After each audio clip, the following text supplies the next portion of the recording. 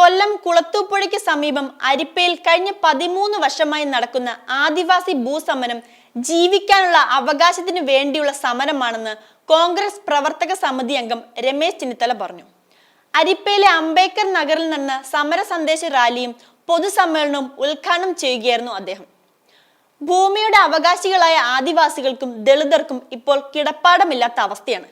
കഴിഞ്ഞ 13 വർഷമായി അവർ ഇവിടെ സമരം ചെയ്യുന്നു. സർക്കാർ തിരിഞ്ഞു നോക്കുന്നില്ല.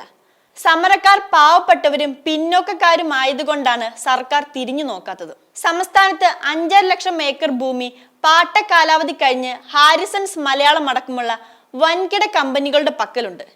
ഇത് പിടിച്ചെടുത്ത് ഭൂരഹിതരായ ആദിവാസികൾക്ക് കൊടുക്കാൻ സർക്കാർ തയ്യാറാകുന്നില്ല. സർക്കാർ വക്കീലന്മാർ ഹാരിസൺസിനെതിരെയുള്ള കേസുകൾ തോറ്റുകൊടുക്കുകയാണ്. വൻകിടക്കാർക്ക് പാട്ട കാലാവധി കഴിഞ്ഞ ഭൂമി കൈവശം വെക്കാം, പക്ഷെ ആദിവാസികളും ദളിതരും ഭൂമിയിൽ കയറി താമസിച്ചാൽ കേസ് കൊടുക്കും എന്നാണ് അവസ്ഥ. പാട്ടക്കാലാവധി കഴിഞ്ഞ ഭൂമി തിരിച്ചു പിടിക്കാൻ ഉമ്മൻചാണ്ടി സർക്കാരിന്റെ കാലത്ത് ഒരു സമിതി രൂപീകരിച്ചു. രാജമാണിക്യം IAS നിയോഗിച്ചിരുന്നു. പക്ഷെ പിന്നീട് വന്ന LDF സർക്കാർ അതിന്റെ പ്രവർത്തനം അവസാനിപ്പിച്ചു. അതോടെ വൻകിടക്കാരുടെ കയ്യിൽ നിന്ന് ഭൂമി തിരിച്ചു പിടിക്കാൻ വീണ്ടും വൃദ്ധാവിലിയായി. അരിപ്പയിലെ ഭൂസമരത്തിൽ പങ്കെടുക്കുന്ന 1700ഓളം കുടുംബങ്ങളെ മനുഷ്യരായി പോലും ഈ സർക്കാർ കാണുന്നില്ല. ഇവിടെ ഈ യോഗത്തിന് വരരുതെന്നു പോലും പോലീസ് വിലക്കിയതാണ്. പക്ഷെ ഈ ധർമ്മ സമരത്തിൽ, ഈ പോരാട്ടത്തിൽ അണിചേരേണ്ടതുണ്ട്.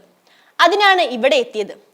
ചെങ്ങറ ഭൂസമരത്തിൽ പങ്കെടുത്ത ആദിവാസികൾക്ക് വ്യാസയോഗ്യമല്ലാത്ത ഭൂമിയാണ് സർക്കാർ കാസർഗോഡ് നൽകിയത്. ആദിവാസികൾക്കും ദളിതർക്കും ആരുമില്ലെന്നും അവരോട് എന്തുമാകാമെന്നും അധികാരികൾ കരുതുന്നു. അത് ശരിയായ നടപടിയല്ല. ഈ മണ്ഡലത്തിലെ MLA പാർട്ടിക്കാരനാണ് റവന്യൂ മന്ത്രി.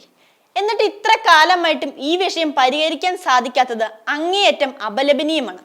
ഈ വിഷയം റവന്യൂ മന്ത്രിമാർ ചർച്ച ചെയ്യുമെന്നും പ്രശ്ന പരിഹാരത്തിന് ശ്രമിക്കുമെന്നും ചെന്നിത്തല പറഞ്ഞു.